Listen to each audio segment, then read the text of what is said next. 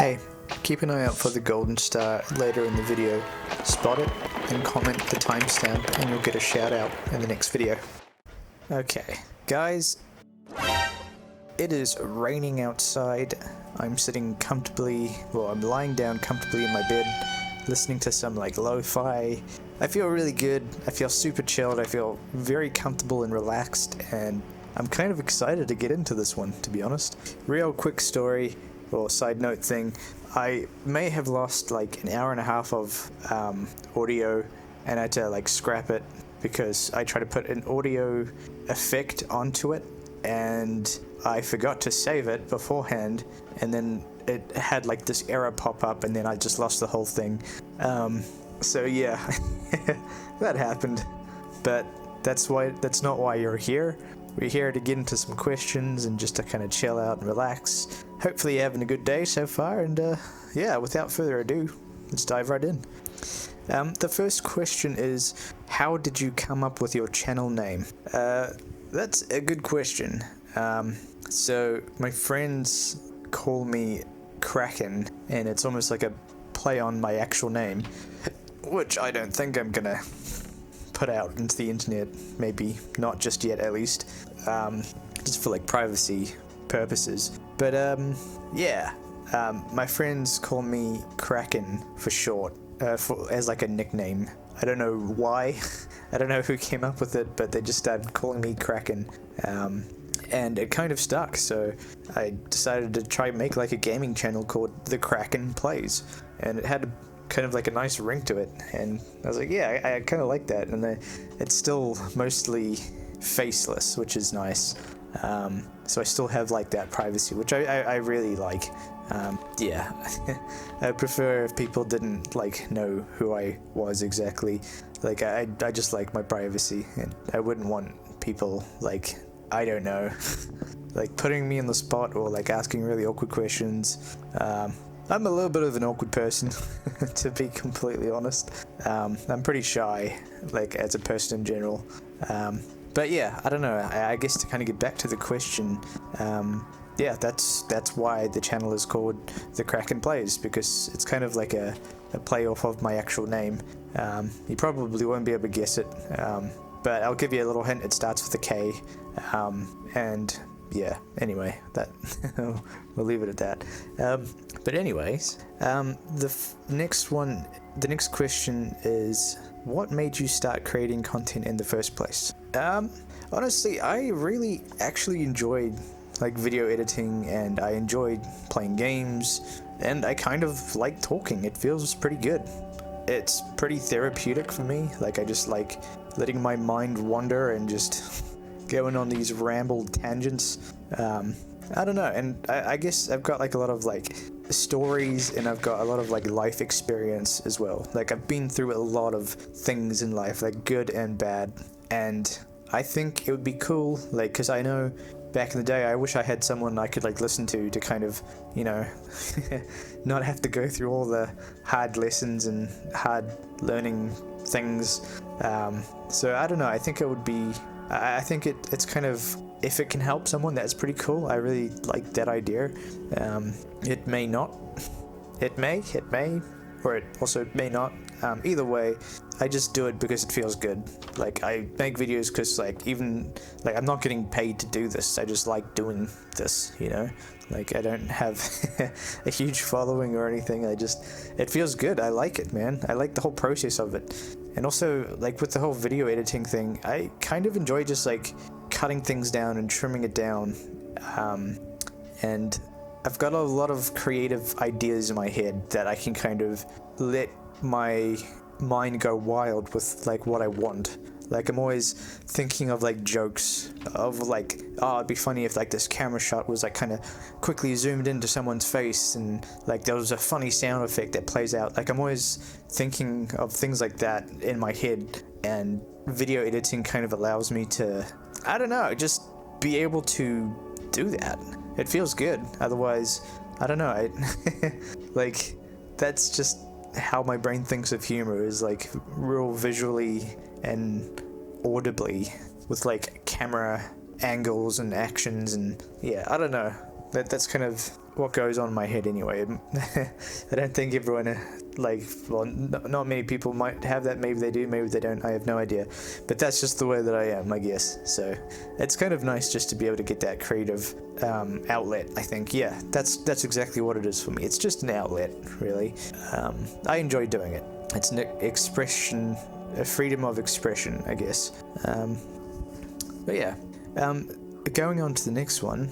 So the next one's asks, do you ever get nervous before recording or posting something? I definitely did the first video I ever did, because I used to have like this AI channel. Like I wasn't confident enough to use my own voice, so I would just use AI, and the channel actually did surprisingly like pretty well. Well, like by my standards anyway. It did relatively well. We got over a couple of hundred like subscribers on the channel, but I wanted something slightly different. And also, yeah, I really wasn't very confident in like telling a story in my own voice. Like I didn't really feel particularly comfortable doing that, but I think definitely getting past that, like that little hurdle, like knowing me, it's like, oh, it makes me feel uncomfortable, but it's probably going to be good for me, so I'll just do it anyway. Like just diving into the deep end, that's very much something that I tend to do, and have been doing throughout my life. And honestly, like nowadays, it feels fine. Like I don't really feel nervous at all. I don't really feel anxious, but for sure, like the first video I posted, I definitely felt like 100%, like it's gonna pop off, and then like lots of people are gonna hate it. It's gonna pop off like for the wrong reasons, kind of thing. Because like, look how embarrassed this guy must be. Like, this is such an awful video. But like the fact of the matter is, like, it doesn't really matter. Even if that was the case, like I just don't think people care. Like they'll just ignore your content. They're not gonna like. They probably will actually. Like there are some people out there that just want to cause chaos and whatnot, and just be rude and mean and stuff. I don't really have I don't spend a lot of time thinking about that. Like I have had that in the past, with one of my other channels, where it's like, oh, this is terrible, like kind of thing, like what are you doing, blah blah blah. And I kept like posting, because like it doesn't really bother me. I don't really give it a lot of time and energy. It's more like it's not good for the workflow, so it's just like I'll definitely like read comments and like see what people are talking about. But if someone's like commenting like really negative stuff about like my video, like I will analyze it being like, is this a valid thing, or are they just trying to be like mean and manipulative or whatever? And if that is the case, then it's like, it's just a like child or something. I don't know. That's kind of the way that I view it. And it's like, why would I spend my time arguing with like a child? You know, it's just pointless. There's no point to it. It's not productive. It's not constructive criticism. It's just like someone just trying to be mean, you know? So yeah, I mean, it's really not worth the time and energy. Yeah. Let's see. Have you ever scrapped a video because it didn't feel right? Many times, man. Like, this is how bad I am, and this is just an example of like how hesitant I can be. I made an entire music album and I didn't post it. I think it's pretty good, you know, like it's not amazing, but I think like the amount of time and effort that went into it, like it's musically, like I think it's pretty cool. But I never posted it, and I never made it public. I told people I'd made an album, but I just never like put it out there, you know? So yeah, that is the, excuse me, that is the, I got the hiccups. That is a perfect example of hesitation right there. But yeah, I mean, yeah, I've definitely scrapped a few videos, just because I thought, I don't think anyone will enjoy this. I don't like it. And that's kind of like the main reason why it won't be posted. Just because I think it's a dumb, crappy video, you know? Yeah, I don't know. Definitely have done that. The next question is, what's the hardest part about being a creator? This is a really tricky one that I struggled with for a while, because I think once you're viewing it as like a job, you start feeling the pressure and the expectations of like what it needs to be, kind of thing, which can be a little bit tricky to kind of wrap my brain around, because it's like you're constantly battling yourself and putting pressure on yourself, either just trying to get the content out because you have a schedule, and also the fact of just burnout as well. And if you do take like a day off and then you become behind schedule, it can be a little bit frustrating, and it can be pretty tricky. Not to mention, like I previously mentioned, this is like I've worked on videos for like a week straight, and then I've like lost everything, like a week's worth of like content. So if you don't save, and it was my own fault for not saving, yeah, that's just a risk that is always a possibility of happening. You can do whatever you need to do to try to remember to save and make sure that doesn't happen, but occasionally, like especially if you're first starting out, like that can very easily happen, and it sucks, man. Like you put your heart and soul into something, and you put so much time and effort, and you edit every second so carefully, just trying to make the video flow really nicely, and then it can just be gone, and no one will ever see, like that video will never see the light of day, kind of thing. And it really sucks. It's really hard to just like move on. Like it has happened before, and I've just taken like a couple of days break where I'm just like, nah, okay, I just need to wrap my head around this. I need to walk that one off. I just need to, take that one on the chin, It is pretty heartbreaking, I'm not gonna lie. It's a really rough feeling, but it is what it is, and if it's something that you enjoy, you'll probably get back into it pretty easily, which is why I do this. Let's see. The next question is, what's a goal you're currently chasing? I just really want to make entertaining videos. It doesn't have to be like, I'm really not holding myself to like a Mr. Beast kind of standard. That's insanity right there. But I just want to make like a video that feels comfortable and just easy to watch, I would really like to, just be someone's entertainment for a moment and make that person feel like we're just kind of hanging out and just chilling out and relaxing, kicking back, just kind of enjoying the gameplay and just relaxing, and maybe getting some good information and advice out of it potentially, who knows, like I'm not really too interested in making this like a full-time job kind of thing. Like maybe if I really think about it, but I don't want to see it as a job. I would prefer to just have the feeling of like freedom, of like, like I don't have to do a video today if I don't want to, or like if I'm really just under the weather, I'm not going to feel the pressure of like, yeah, but the schedule, you need to stick to the schedule. You said you were going to post every Friday or whatever.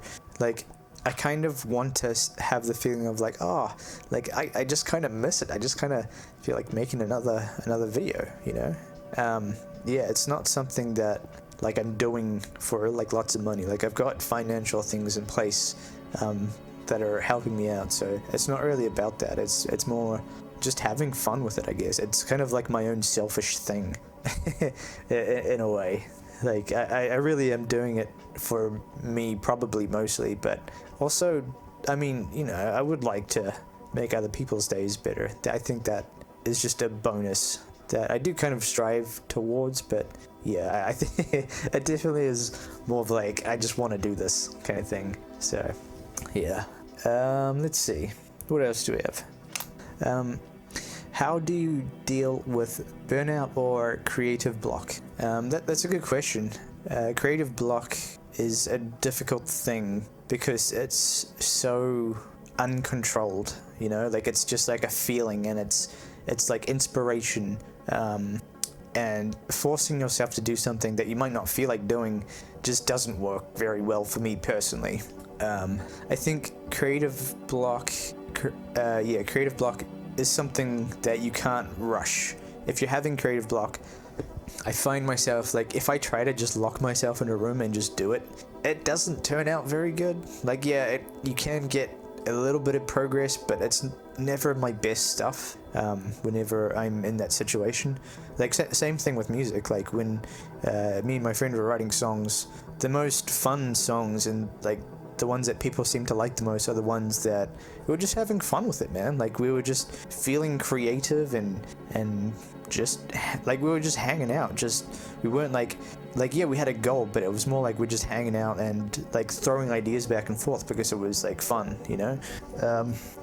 Yeah, I feel like if you're fighting against creative block, give yourself some time, you know, give yourself some time to refresh, do something different, watch other people make the same thing that you're like trying to make, and that can also create inspiration, which will make you want to kind of dive back into it. Yeah, that actually works surprisingly pretty well. Like a lot of the time where I'm just stuck and I just can't make any progress with like creating something, I'll normally watch a video on someone making like this beautiful thing or like this beautiful song or whatever it may be, like related to whatever you're like trying to make, and hell, even just like a motivational video can help. That definitely hypes me up pretty crazily. Yeah, it's a bit of a weird one because it's a pretty unique issue. Like with creativity, you're playing with like a different kind of ball game, I guess, because you're having to produce something. Like forcing yourself to produce something creative it's a weird thing. It's hard to explain, but yeah, definitely allowing yourself to rest and taking yourself out of the situation, and just doing something different can actually help you regain that creativity like workflow. Yeah, that's probably what I'd have to say for that one. The next one is, do you script your videos or just improvise? I mean, I don't really script like anything really. This is just pure me. Like the way that I'm feeling right now, like it would be pretty difficult to like replicate. Like if I'm feeling really good and energized, like it's hard to replicate that like purposefully. It's just the way that I feel in that current moment. So it's just like, yeah, like I feel good and I want people to enjoy the energy and just, I don't know. But yeah, I definitely do not script my videos. It just feels a little bit too forced, and then you end up talking pretty monotone and without much dynamics in your voice, and that's so much more boring. Like being able to articulate things that are going through your mind and having dynamics in your voice makes things sound just a little bit more interesting. It's something I used to do, like whenever I was driving to work, because I used to be a salesman at a retail store, which shall not be named. I used to blast music, unintentionally, but I used to blast music and I used to sing, just to like my favorite song, or like I would get some pretty funny looks from like people like in the next car over, like parked up at a traffic light. But this is like I don't care like too much. Yeah, I got some pretty funny looks, man. But I found that like whenever like I'm using my voice and like using my vocal cords, or it really is like a muscle that you're using, and it's kind of like you're warming it up. I remember I used to feel so groggy in the mornings sometimes. Like sometimes I would do these like tongue twisters just to like warm myself up, because the position I was in, I had to deal with like a lot of people and people asking me questions about all kinds of things, and sometimes I used to really stumble on my words quite a lot.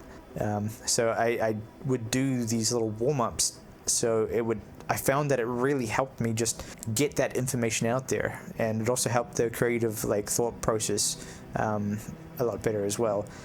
So a couple of the different things I would do, on my way to work out driving, I would say the whole like tongue twister thing, like for example, red leather, yellow leather, red leather, yellow leather, red leather, yellow leather. It's a bit of a tongue twister and it's hard to get it fast. I actually came across a different one which is actually much harder. This is probably the most difficult one that I've actually come across, and I got it from the Basement Yard, and there's just like a clip of them doing this bit, but the sentence, which I'll repeat, is blue glue gun, green glue gun, blue glue gun, green glue gun.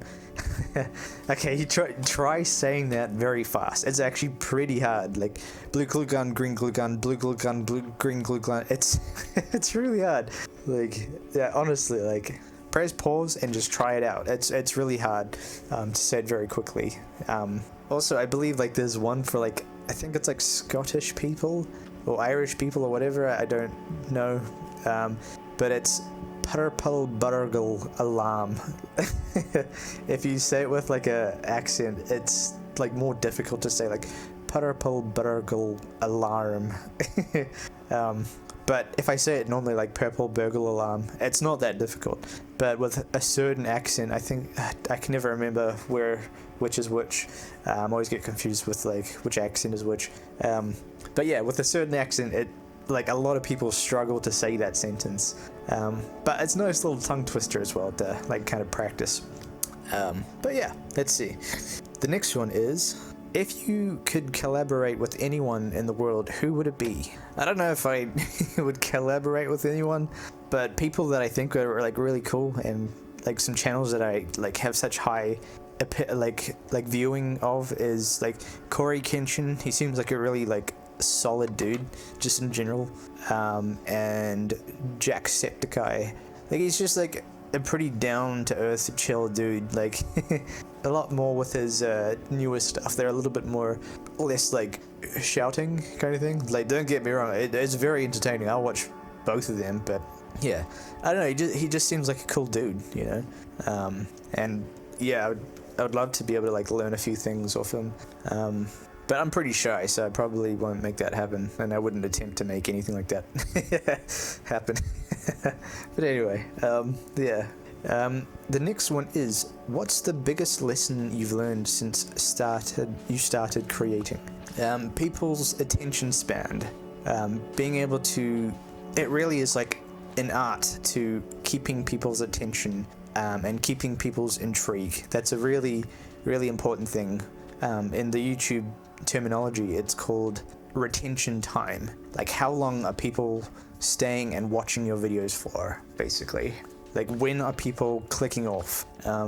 It actually shows you in the statistics. If you look through the analytical side of like your videos, you can see when people start to lose attention. I know with my last channel, or one of my previous channels, I really focused on retention, and I actually did relatively pretty well. We had a few hundred like subscribers. Like, well, to me that's pretty good. You know. And yeah, I think I was getting pretty good with like keeping and holding retention. But also I've learned, like, if you're creating like a really high energy video, sometimes people, when it does slow down, people tend to click off. So like you've created almost like this expectation of like, yeah, fast entertainment and like you know, engagement kind of thing and whatever. Like, but I think doing more of what I'm doing with this channel is more just try do it light editing. Don't have all these things flying around and images flashing and zooming past, and just keep it simple, man. Like I don't want to overwhelm people, even though it does technically work. I don't think DaVinci can handle like my video editor software struggles to handle like too many things. So I try to keep it a little bit more simple so my computer doesn't catch on fire, basically. Let's see. The next one is, what advice would you give to someone who wants to start a channel? I say go for it, man. Try it out. Give it a go. I think there are a couple of different pillars to be aware of. The first one is like, get good at making thumbnails. People won't click on your video if your thumbnail isn't intriguing or like visually nice to kind of be looking at.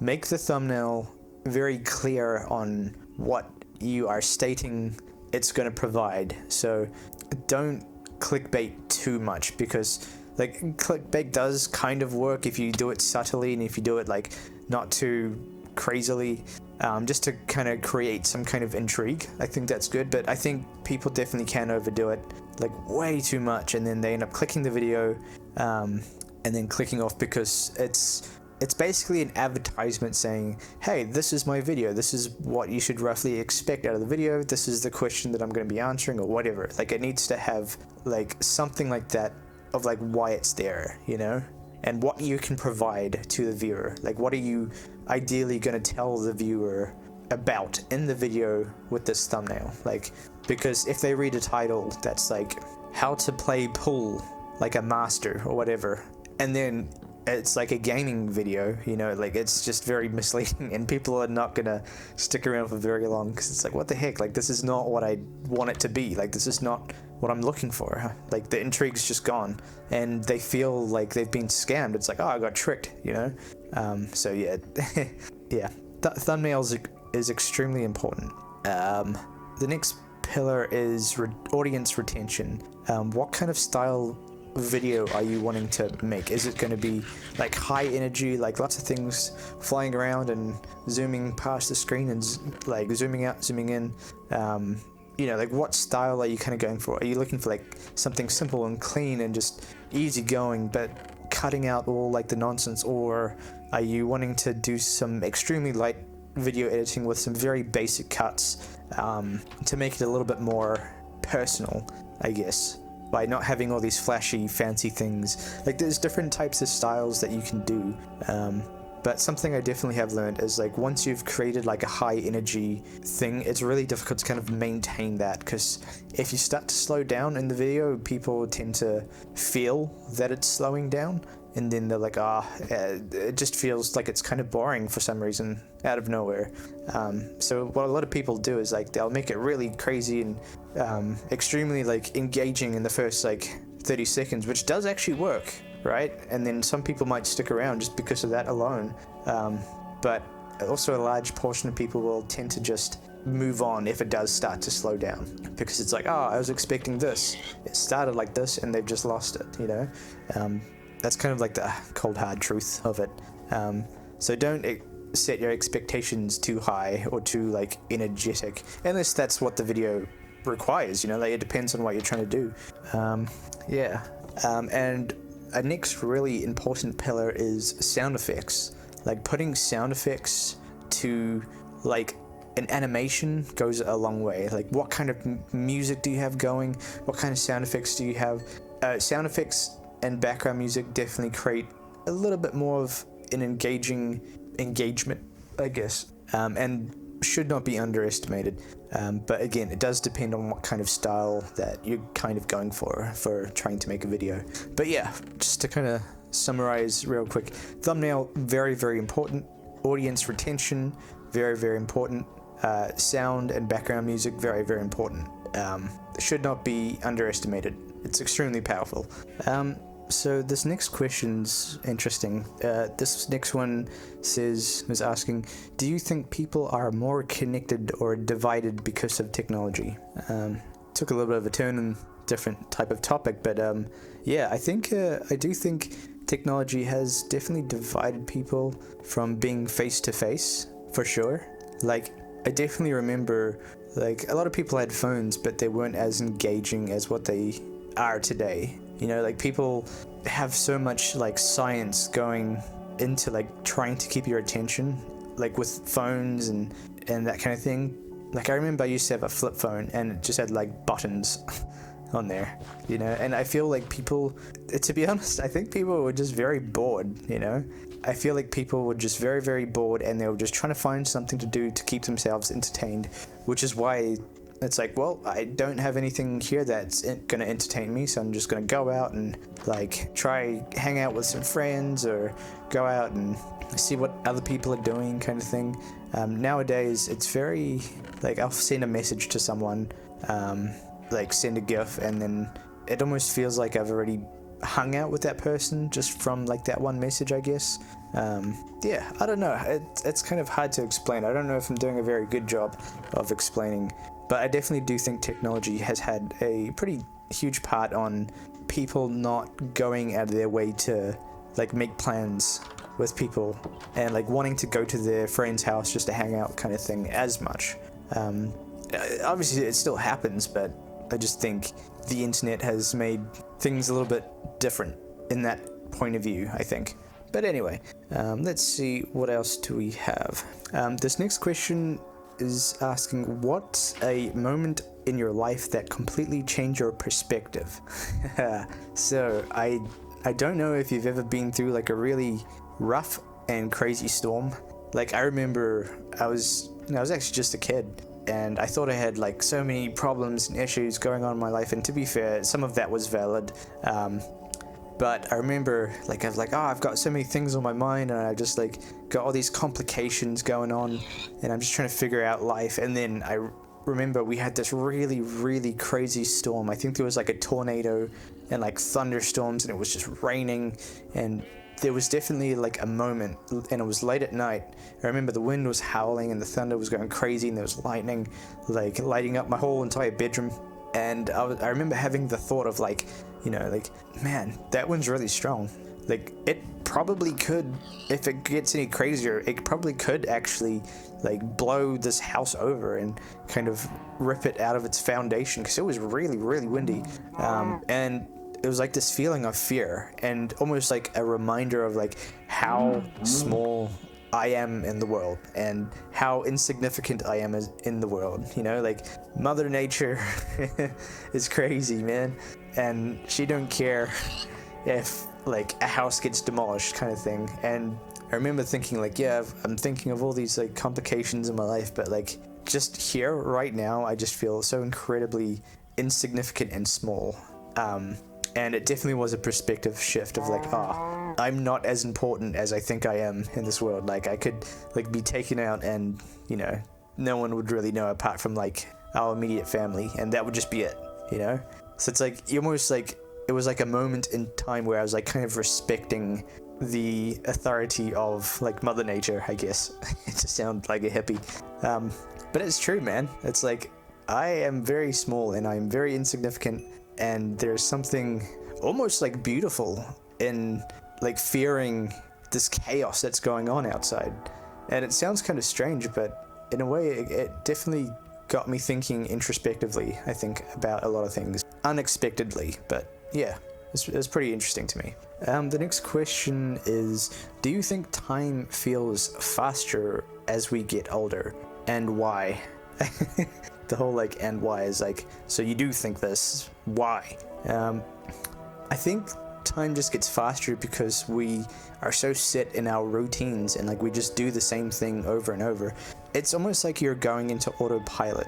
Like, you know, if you've got your license and you're a driver, the feeling of just going on autopilot and just driving to a location, like say to your job, you just automatically go into autopilot because you're like, you're just relaxing and you're just driving along and you're not thinking about things. Sometimes I like look out of my windscreen and I'm like, I don't remember the last like 10 minutes of this drive. I'm just completely on autopilot, and I'm not thinking. But it really is like muscle memory when it comes down to it. You just have done something so often and so routinely that you kind of just switch off because your body just knows what to do, I guess, in a way. So yeah, I don't know. I think I really do think that's what it is. It's like doing something over and over, and especially if you're not enjoying it, you kind of just switch off and you just try to make the time go faster. So yeah, that's what I think slows you down. If you really want to kind of get back into the present, do something different. Just do something that you wouldn't usually do to just break out of that cycle. Try something new or exciting. Mix it up a little bit. That will make it feel different, and you'll feel a lot more present, because it's like, I'm in a new situation, and like, what do I do with this situation? And then you kind of almost are forced back into the current time frame, and yeah. It does work, man. It does work. And it doesn't hurt to mix things up a bit, you know. The next question is, what do you think truly defines success? Man, I've been studying that question for years upon years upon years. I've done a lot of research on this one. I've read a few books. Well, I haven't read. I listened to a few books, audio books. I've checked out articles. I've, searched on YouTube. Like, I've for years I've been like trying to hammer at this question. And there's actually a book called The Law of Success, and there's a couple of different categories and pillars. I think there's like 10 or 20 main pillars of like literally the formula of what it is that makes people successful, and like why is there a common trend that if people do these things that they seem to have a lot more success. There literally is a formula to be successful in whatever it is that you're trying to do. The main ones that kind of stuck out to me were having almost like a delusional self-belief within yourself, believing that you're going to accomplish that goal and know that you are actually capable of doing so. Because if you don't believe that it's possible, like you're not going to put in any effort, because it's like, oh, it can't be done. You know, like why would I be able to do something like that? And if you can't get past that, you've already lost, basically. But once you kind of get past that obstacle, there's a couple of other pillars to really make sure that you understand. Discipline, doing something that you don't want to do. Exercise is a very, very good example, but it also creates mental strength as well by just doing something that you don't want to do on a regular basis. Because what that does is, if you do something that you don't really want to do on a regular basis, like you're pushing against that mental strain, and after a while it becomes normal. It doesn't feel so difficult because you become used to doing those motions, and it's not a big deal because you start to think about it as, it's just what I do, instead of like, I've got to do this thing that I'm not used to doing. It's like, no, this is just who I am and this is what I do. And on a regular basis, pushing against that mental strain of like, I don't want to do this, but doing it anyway. There is something incredibly powerful about that. It creates resistance and resilience. So yeah, that's 100% a very, very important thing. The next one, I believe, and the next important pillar would be consistency. Do it over and over and over again, because that creates habits. Powerful habits. And I know I've mentioned this so many times in my videos previously, but the book Atomic Habits will change your life. It is literally the key to my success that I've had in any shape or form. Any type of success I've had is because of creating systems and habits. And that's why it's important to get past that mental like discipline, the resistance, excuse me, because it just feels normal, and you get so used to it that it just doesn't become a problem anymore. I think after a month or two is when a habit is truly ingrained and formed, and it feels normal to do. I believe it's after a month or a month or two. Once you've done it for that amount of times and you've pushed through like the hard part, it just becomes normal, and you don't feel as much resistance. It flows so easily, and it's so easy to do it afterwards. But basically what the book talks about is basically creating all these little habits and also rewarding yourself instead of punishing yourself, because rewarding yourself has scientifically proven to be more beneficial in creating like a proper habit. And that kind of reinforcement style is just so much more powerful than like trying to be negative about it. There's a bunch of science experiments that they kind of go into in that book about like why it's better to use positive reinforcement. It just works much better apparently. But yeah, you form one habit at a time. You create a goal, say, this is what I want to do. I want to get into shape and have that summer bod by this upcoming summer. You do have to change your identity a little bit. So it's a bit of a perspective shift, as in like, what would a healthy person do? And then shifting into, I am a healthy person, this is what I do. Just that slight change in mindset is so incredibly massive and has changed my life in so many different ways. I can't even explain how beneficial it has changed my life. Yeah, seeing yourself as like an athlete when you're not actually an athlete can do a lot of good, I think. You know, it's like, what would a healthy person do? What would an athlete do? I do this because I am an athlete. Like, slowly training your mind to think in that way is really, really important. But yeah, I could talk about that kind of stuff for ages. There's lots of little things to kind of talk about, but I think that covers the main like summary of like the most important things. So discipline, consistency, and the first one was meant to be like believing that you are someone that is capable of doing it. But yeah, that's pretty much the summary of that, just to kind of put it all together. The next question is, how do you usually handle stress when life gets overwhelming? Coming from a personal perspective here, I tend to find a quiet place to process it. I do a lot of video logs so I can talk about it and see eventually how I truly feel about what's going on. It helps me process the pros and cons, and it helps me decide where I stand, or how to deal with a problem that I'm having. Because I feel like when other people chime in, it's really hard to see how I actually feel about a very specific thing, because people tell you how you should feel sometimes, or they tell you how they feel, which makes you feel like that's how you should feel, kind of thing. So yeah, I don't know, I find it really, really useful just to kind of talk into a video camera on my phone and just really hash it out and pick it apart. How do I really feel? Let's take it from every angle and just see where I land, you know? That sounded better in my head, to be honest. This is an interesting one. So the next question asks, what would you do if the internet disappeared for a month? Dude, I would not be okay. I wouldn't survive, man. I just wouldn't be able to deal with it very easily. I would not be okay. I rely so much on the internet, man, for entertainment, and I would lose my damn mind. I don't think I could handle it. If I'm completely honest, man. That would really suck. I'd probably have to try build something, or play a bunch of card games, or practice music, or play guitar, or play drums, or whatever. Yeah, I don't know. I wouldn't handle it very well. I'm gonna not think about that though.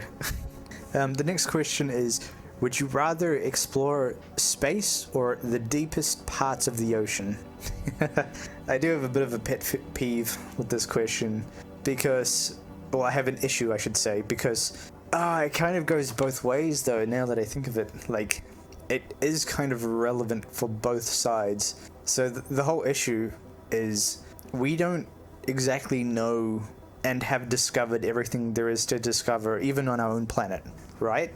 There are some sea creatures down in the darkest parts of the ocean that we've never seen before. Think about that. Take a moment to really analyze that sentence. Just to turn it up a bit of a notch, maybe there are some things that we shouldn't discover. Maybe there are some things that are just better being left alone and not disturbed for the sake of our survival. You know? So it kind of goes both ways. Even with outer space, we could stumble across something that is extremely intelligent and also very aggressive. I mean, you guys have seen the movie Life, right? Yeah, if you've seen that movie, you'll know exactly what I'm talking about, man. And just to kind of not keep people in the dark with what I'm talking about, it's basically a sci-fi kind of movie where these explorers travel to, I think it's Mars maybe, I can't remember exactly, but they go to this planet and they end up discovering a life form, the first life form that they've discovered in history, in space. And they end up bringing the life sample and they contain it and they put it in a well-concealed, controlled room, basically. And everyone's kind of freaking out because they're like, wow, we just found life for the first time. We've literally made history by discovering that there is life outside of the planet Earth. And it's a huge milestone kind of thing.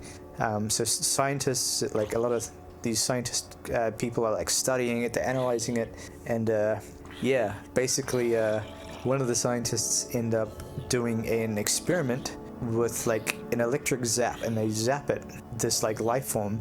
And by the way, it's also growing exponentially fast, and growing exponentially strong at quite an alarming rate. And yeah, I'm not gonna spoil the movie and what happens, just in case you haven't seen it, but it's a really good movie. I highly recommend checking that one out. It was one of my favorites for a while. It's the same kind of vibe as Alien and Alien vs Predator kind of thing, if not potentially better. So it's definitely a top tier kind of movie in my opinion. And a lot of the characters in this movie are pretty well-known actors and stuff like that. So yeah, it's just a good movie. It's really well done.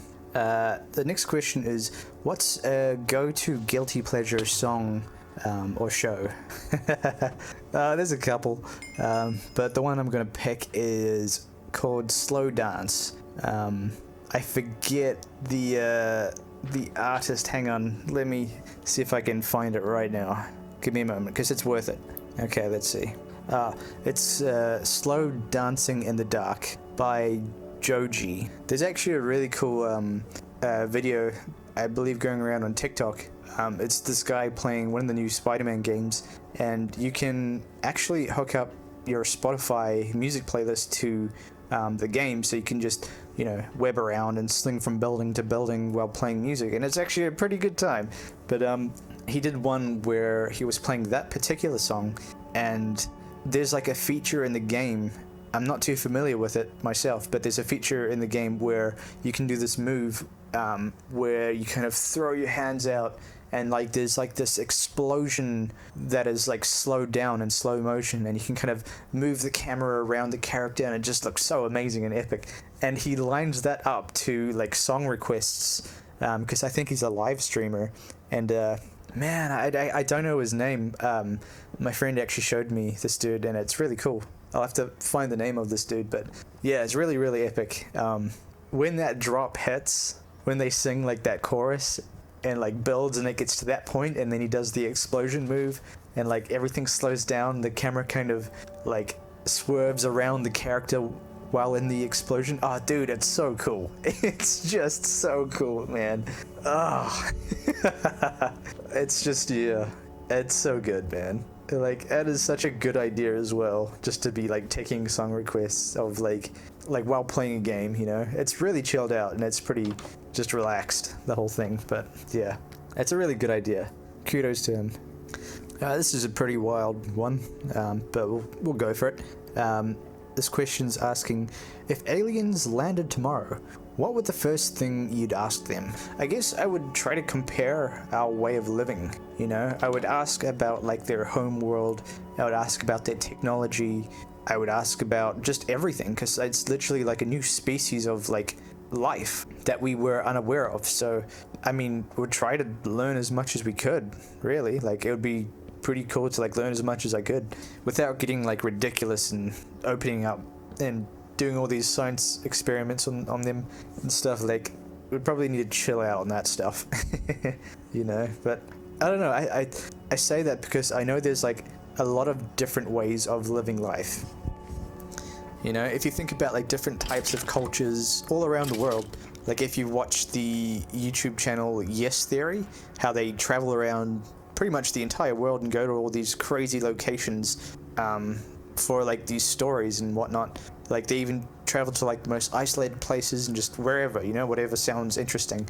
And it's really interesting to like see different parts of the world and how people live in different ways, and it still works, even though it's very different to how like you and I would live, right? Like, he will travel to this place where they don't have internet, and they literally still farm, and they have to make their own clothing, and they travel on foot only without shoes, you know. And like, it's just so wild to see how many different ways of life, of living there is, you know. Yeah, I just find it fascinating, because sometimes people think like, you know, like, we've really got it down, we've figured it out, you know, but there's so many different ways, and there are different types of benefits from living in different ways, you know. There's also a lot of negatives as well. Like, I would hate to live in like a forest somewhere and just be surrounded by bugs, and just, I feel like I'd be very unhappy. But I mean, some people do that. Just, do you know, there's still like tribes out, I think in the Amazon, I believe it is, where people haven't discovered civilization yet. Apparently there are tribes, yeah, let me repeat that, there are tribes in Amazon that don't even know about civilization.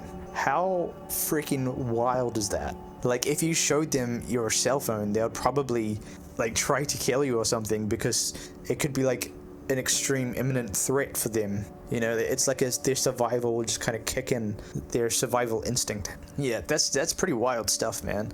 Like, and apparently like their feet are slightly different to how our feet are, because they don't wear shoes and they have a bit more of like a different evolved foot or something. I don't know the whole thing.